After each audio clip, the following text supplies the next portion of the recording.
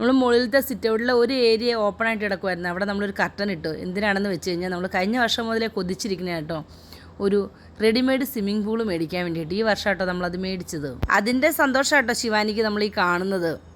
അത്യാവശ്യം നല്ല വലിപ്പമുണ്ട് കേട്ടോ. നമ്മൾ മുകളിലത്തെ സിറ്റ് ഔട്ടിലാട്ടോ ഇതിങ്ങനെ വെച്ചേക്കുന്നത്. ഇതിൻ്റെ കൂടെ നമ്മൾ സെപ്പറേറ്റ് ആയിട്ട് ഒരു കാറ്റ് നിറയ്ക്കുന്ന ഒരു സംഭവം കൂടി മേടിച്ചിട്ട് അത് ഉപയോഗിച്ചിട്ടാണ് നമ്മളിങ്ങനെ കാറ്റ് നിറച്ചത് ഫില്ല് ചെയ്ത് വെക്കണത്. കുറച്ച് സമയം എടുക്കും. നമ്മൾ ഉദ്ദേശിക്കുന്നതിലുള്ള അത്ര എളുപ്പമുള്ള പണിയല്ല കേട്ടോ. പിന്നെ അതിന് ശേഷം അതിൻ്റെ അകത്ത് വെള്ളം നിറയ്ക്കണം. നല്ല രീതിയിൽ വെള്ളം കൊള്ളൂ കേട്ടോ. അതിൻ്റെ അകത്ത് ഏകദേശം ഒരു ടാങ്കിൻ്റെ അടുത്ത് വെള്ളം കൊള്ളൂന്ന് എനിക്ക് തോന്നുന്നു. വെള്ളം നിറയാനൊന്നും ശിവാനി വെയിറ്റ് ചെയ്തില്ല കേട്ടോ. അതിന് മുമ്പേ ശിവാനി അതിൻ്റെ ഉള്ളിൽ കയറിയിരിക്കും. ഞാൻ ഇറങ്ങട്ടെ എന്ന് ചോദിച്ചുകൊണ്ടിരിക്കുമായിരുന്നു വെള്ളം നിറയണ സമയം കൊണ്ട്. ദിവസത്തിലൊരു 3 വട്ടം കേട്ടോ ശിവാനി ഇതിൻ്റെ അകത്ത് കുളിക്കണം. രാത്രി 10 മണിക്കൊക്കെ കിടന്നുറങ്ങുന്നതിന് മുമ്പ് ശിവാനി ഇതിൻ്റെ അകത്ത് കുളിച്ചിട്ടാണ് വരുന്നത്. വലിയ ആൾക്കാർക്കൊക്കെ ഇതിൻ്റെ അകത്ത് കുറേ കിടക്കാട്ടോ. നമ്മുടെ ചൂട് സമയത്ത് നമ്മളിതിൻ്റെ ഉള്ളിൽ കുറച്ച് നേരം പോയി കിടന്നൊക്കെ കഴിഞ്ഞ് കഴിഞ്ഞാൽ നല്ലൊരു ആശ്വാസം കേട്ടോ നമുക്ക് കിട്ടുന്നത്. പിന്നെ 3-4 ദിവസം കൂടുമ്പോൾ ഞങ്ങൾ ഇതിൻ്റെ അകത്ത് വെള്ളം മാറും കേട്ടോ. ഫ്ലിപ്കാർട്ടിലും ആമസോണിലും ഒക്കെ ഇതിൻ്റെ പല വലിപ്പത്തിലുള്ളതും അവൈലബിൾ ആണ്.